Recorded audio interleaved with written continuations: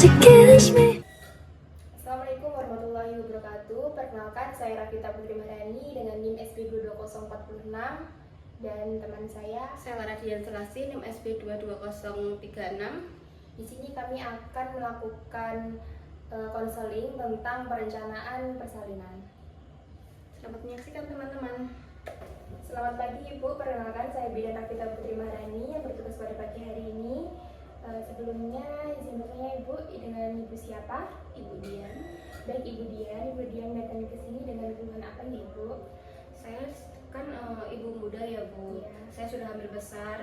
Itu perlengkapan apa saja yang harus saya persiapkan untuk persalinan saya nanti? Oh, jadi Ibu ingin mengetahui tentang bagaimana perencanaan kelahiran yang benar ya Ibu ya. Baik, saya akan mengontrak waktu Ibu sekitar 5-10 menit ke depan untuk menjelaskan tentang perencanaan kelahiran itu ya Bu.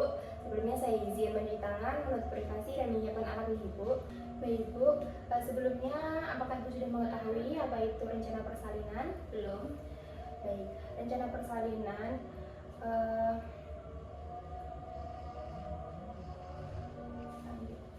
rencana persalinan membantu Ibu menyiapkan tempat, penolong, perlengkapan, dan biaya persalinan yang dibahas selama bidan dan keluarga saat pemeriksaan kehamilan.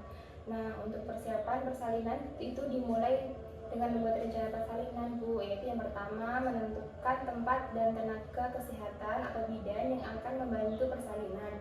Yang kedua, menyusun cara menghubungi bidan dan menyiapkan transportasi ke tempat bersalin. Yang ketiga yaitu menentukan pendamping yang memberi dukungan mental saat persalinan. Yang keempat, merencanakan biaya persalinan termasuk memilih metode pembayaran. Terus juga yang kelima yaitu menyiapkan siapa yang menjaga keluarga di rumah saat ibu melahirkan. Semua ini bertujuan agar persalinan berjalan dengan lancar dan ibu terasa tenang.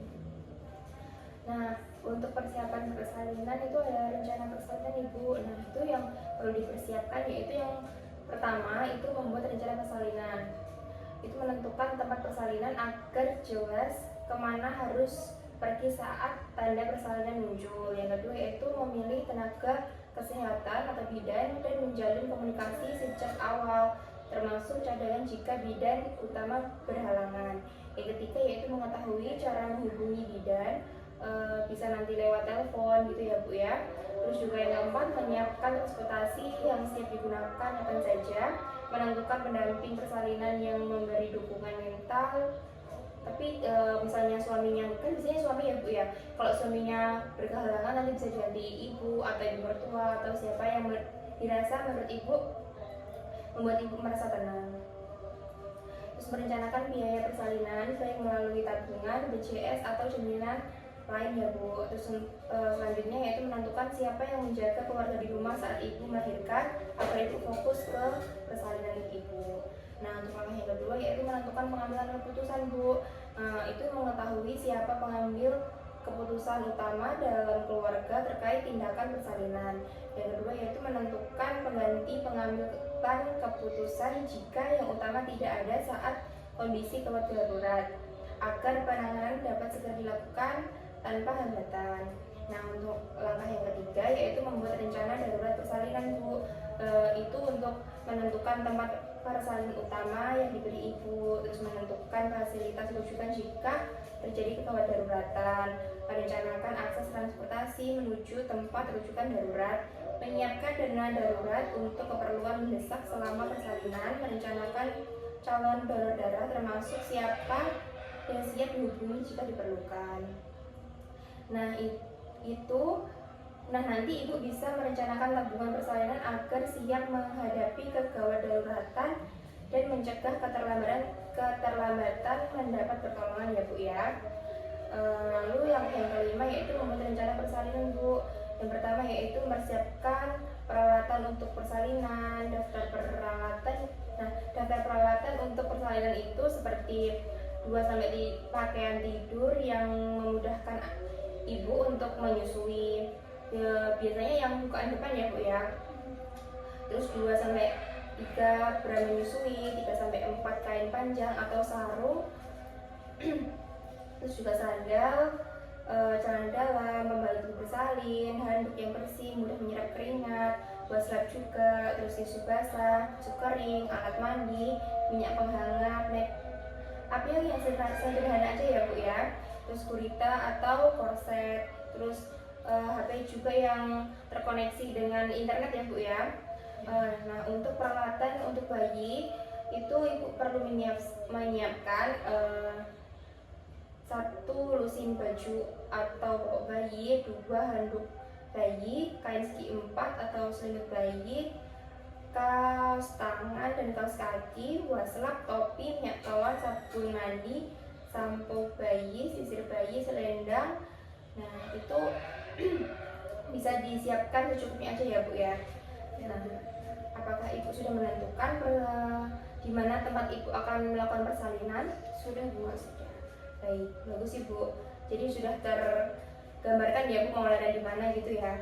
Terus juga Ibu sudah memilih siapa yang tenaga kesehatan yang akan membantu Ibu dalam persalinan? Sesuai planning saya sama suami, saya maunya Ibu Ramita yang mau membantu persalinan saya. Baik Ibu.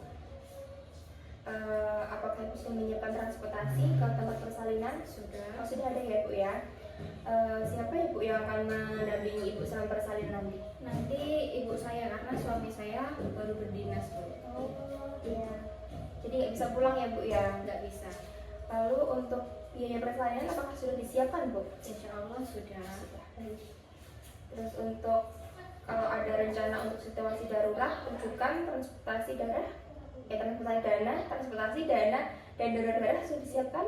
Belum Bu Bidan. Baik, nanti saya bantu ya Bu untuk mencarikan darah-darah untuk menjaga nih aja ya Bu kalau ada terjadi kedaruratan.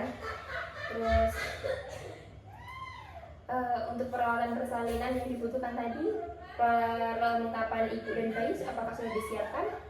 Tinggal sebagian besar dari perlengkapan bayi aja Bu yang kurang. Nanti saya akan dilengkapi ya Bu ya.